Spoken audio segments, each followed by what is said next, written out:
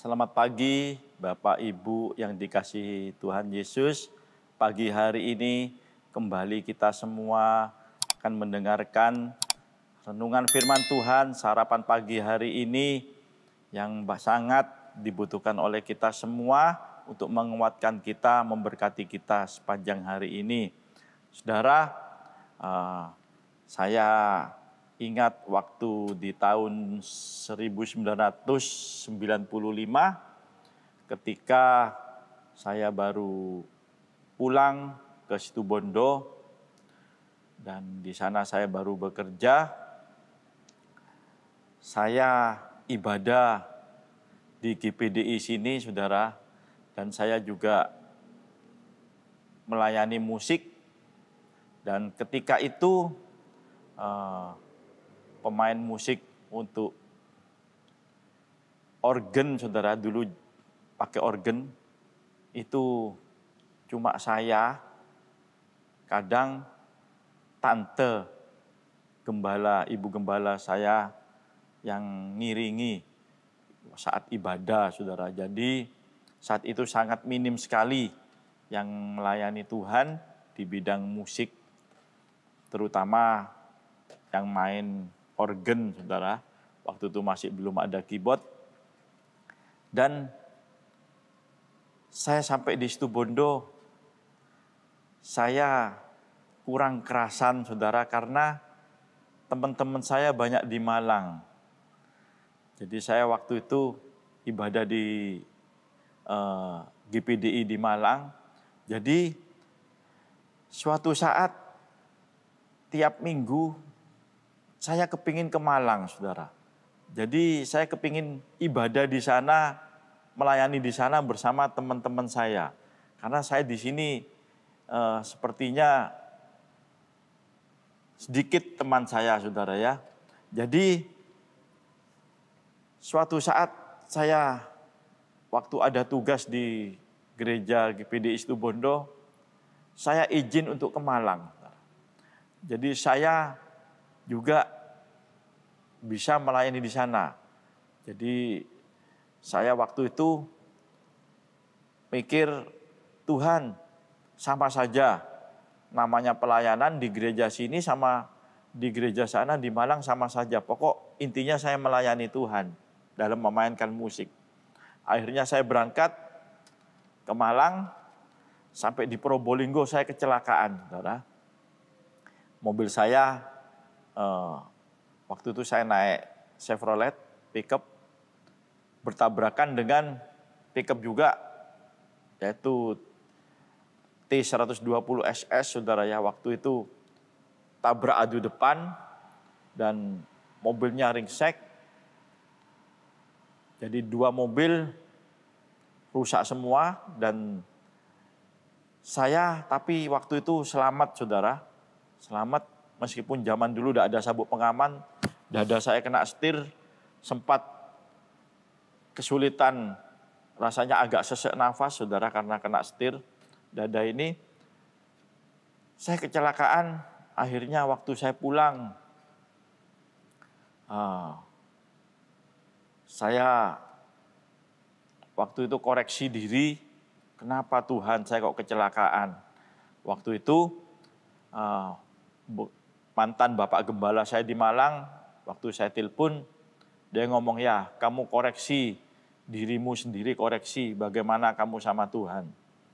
Saudara, minggu berikutnya, saudara ya, saya tidak kapok, saya berangkat lagi ke Malang, saudara. Padahal di Situbondo ini sangat dibutuhkan untuk saya main musik. Tapi saya milih saya ke Malang. Saya milih saya mau melayani di gereja Malang. Akhirnya, saudara, waktu perjalanan di Besuki, saudara, di Buduan, mobil saya terbalik. Terbalik gelundung berapa kali. Waktu itu saya cuma bisa lihat langit-langit, saudara ya. Gelundung. Tapi saya selamat, saudara. Lalu saya pulang, waktu itu masih ada papa saya marah sekali, saudara. Karena dalam 2 minggu ini 2 mobil hancur. Papa saya marah sekali dan akhirnya saya ditegur, ya, disuruh ngoreksi diri oleh mantan Bapak Gembala saya yang di Malang. Kamu koreksi, kamu salah apa? Langsung saya merasa, saudara ya, saya ini meninggalkan pelayanan untuk main musik di Situbondo. Padahal Tuhan membutuhkan saya di Situbondo ini, saudara. Tapi saya lari, saudara ya. Saya milih seenaknya, seenak hati saya mau melayani di mana. Nah, saudara, waktu itu saya itu deket-deket bulan-bulan November, saudara ya, saat mau Natalan. Waktu tahun baru, saudara, saya mendapatkan ayat di dalam Mazmur pasal yang ke-37, ayat 3 dan 4. Di sana berkata, percayalah kepada Tuhan dan lakukanlah yang baik. Diamlah di negeri dan berlakulah setia. Dan bergembiralah karena Tuhan, maka Ia akan memberikan kepadamu apa yang diinginkan hatimu. Jadi saudara, waktu saya terima ayat ini peneguhan buat saya, bahwa saya harus tinggal di negeri, berlaku setia, tinggal di Situbondo dan setia beribadah melayani Tuhan di tempat ini, saudara. Jadi saya juga ingat dengan kisah Yunus, yaitu satu tokoh yang pernah masuk di dalam perut ikan. Kenapa Yunus bisa masuk ke dalam perut ikan, saudara? Selama 3 hari 3 malam, tentu sesuatu yang tidak enak bagi Yunus. 3 hari 3 malam tidak sebentar, saudara ya. Tetapi mengapa Yunus kok bisa masuk dalam perut ikan? Kita sudah tahu semua ceritanya. Yunus waktu itu diutus untuk pergi ke Niniwe untuk menginjili orang Niniwe yang sudah berbuat jahat. Tapi Yunus ingkar dari perintah Tuhan dan malah lari ke Tarsis.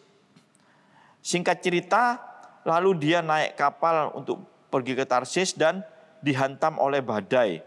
Sehingga orang-orang di kapal membuang undi dan ternyata Yunus yang kena undi. Lalu Yunus akhirnya dia mengaku salah, dia minta menyuruh mereka orang-orang di kapal itu untuk membuangnya ke laut supaya badai ini reda.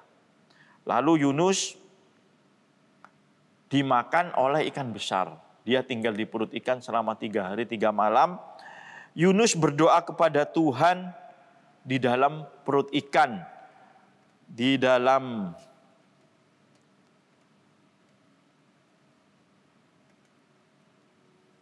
Yunus pasal yang kedua, ayat yang ke-7. Ini doa Yunus waktu dia di perut ikan. Ketika jiwaku letih lesu di dalam aku, teringatlah aku kepada Tuhan, dan sampailah doaku kepadamu, ke dalam bait-Mu yang kudus. Ayat yang ke-9, tetapi aku dengan ucapan syukur akan kupersembahkan korban kepadamu. Apa yang kunasarkan akan kubayar. Saudara,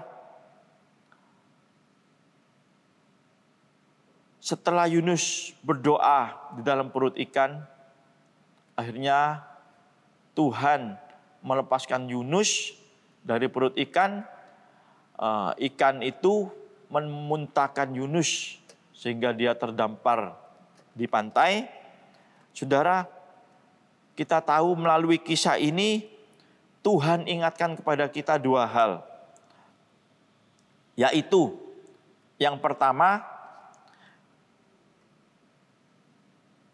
kita harus menjadi pelaku firman. Di dalam Yakobus pasal yang pertama ayat yang ke-22, tetapi hendaklah kamu menjadi pelaku firman dan bukan hanya pendengar saja. Sebab jika tidak demikian kamu menipu diri sendiri. Jadi yang pertama, kita mau jadi pelaku firman.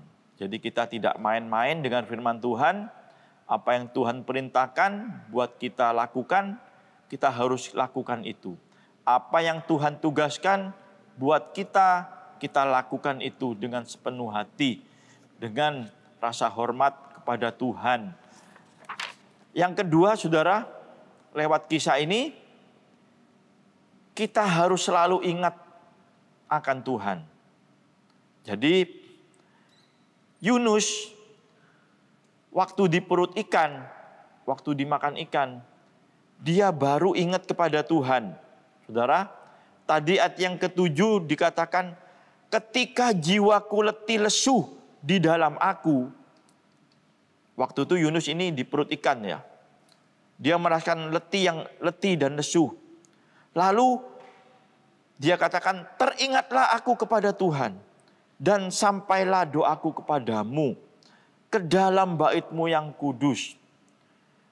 Dia yakin waktu dia berdoa, doanya itu sampai kepada Tuhan. Sampailah doaku kepadamu ke dalam bait-Mu yang kudus. Meskipun dia di dasar laut yang dalam, di dalam perut ikan, tempat yang tersembunyi, tapi dengan doa dia bisa berhubungan sama Tuhan. Tuhan mendengar doa dari Yunus ini. Jadi, saudara, kita mau jangan waktu kita mengalami letih lesu dalam masalah berbeban berat, kita baru ingat kepada Tuhan. Kita mengalami kesesakan, baru kita ingat kepada Tuhan. Tetapi waktu kita tidak punya masalah pun, kita harus selalu ingat kepada Tuhan. Bagaimana caranya, saudara? Kita harus berkomunikasi dengan Dia. Kita berhubungan intim dengan Tuhan. Kita berdoa, kita membaca firman-Nya, kita beribadah kepada Dia. Ada jalinan hubungan yang indah antara Tuhan Yesus bersama dengan kita. Saudara, jadi mari lewat renungan firman Tuhan pagi hari ini, kita mau lakukan perintah Tuhan, saudara. Kita menjadi pelaku firman. Yang kedua, kita selalu ingat Tuhan. Dalam segala hal, apapun yang saudara kerjakan, apapun yang saudara alami, kita ingat kepada Tuhan. Dan kita yakin Tuhan Yesus akan memberkati saudara dan saya. Selamat pagi saudara, Tuhan Yesus memberkati kita semua, Tuhan Yesus memberkati.